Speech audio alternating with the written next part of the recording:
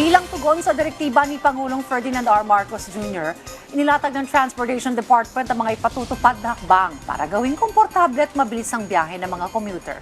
Nagbabalik si Clazel Pardilla.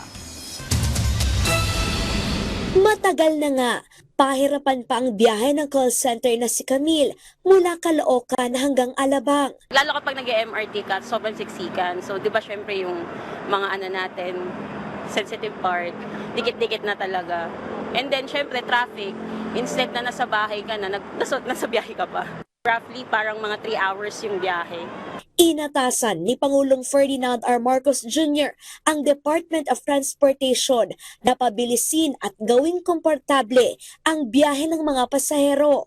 Nagbigay naman ng direktiba si Pangulong Marcos Jr. sa kalihim na gawing prioridad ang kapakanan ng commuters. Panatilihing malinis at maaliwalas ang mga pasilidad. At siguruhing reliable at on time ang mga tren sa lahat ng oras. Sa pagpupulong sa Malacanang, inilatag ng Transportation Department ang mga ipinatutupad na hakbang at plano ng ahensya. Kabilang ang rehabilitasyon ng train facilities ng MRT Quezon Avenue Station, umiiral na cashless payment sa MRT na ipatutupad na rin sa LRT 1 at 2 ngayong taon. Kabilang din ang pagsasaayos sa mga natitirang Dalian trains sa MRT3 para mapabilis ang biyahe ng tren. Sa susunod na taon, aarangkada na rin ang partial operations ng North-South Commuter Railway mula Valenzuela hanggang Malolos, Bulacan. At sa 2028 naman, tutulak na ang biyahe mula Malolos hanggang Clark. 2027 din ang target ng partial operations ng MRT7 na magdurugtong sa Quezon City at Bulacan.